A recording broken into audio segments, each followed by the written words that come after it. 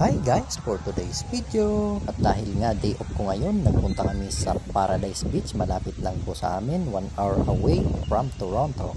At nakuha na nga namin yung mga gamit namin. At ito na nga yung beach na napuntahan po namin dito sa Paradise Beach sa Ajax, Ontario.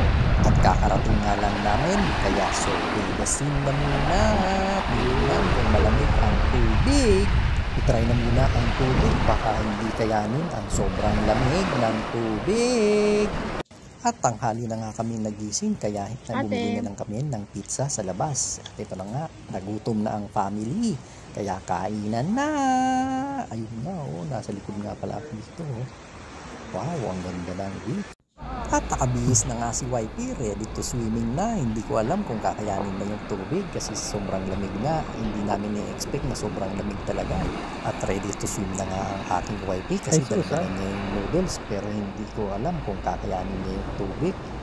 At ito na nga, bumalik nga pala ako at may nakalimutan ako na kunin yung noodles na pampalutang sa tubig.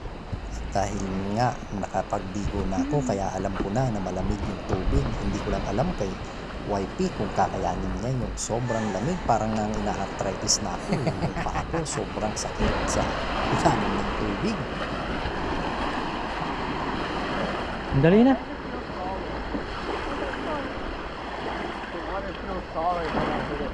At ito na nga, parang ayaw niya na maligo kasi sobrang lamig nga ng tubig.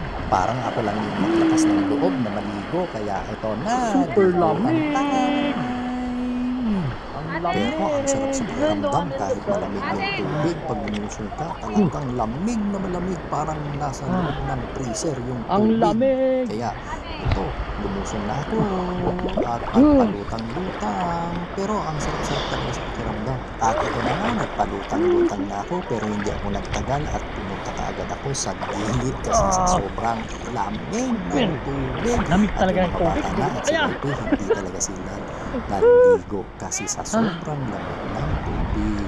At hanggang dito na lang. See you guys! Thank you sa panonood. Bye-bye! Alpad na. Iaanod na. Yung noodles namin. Ah.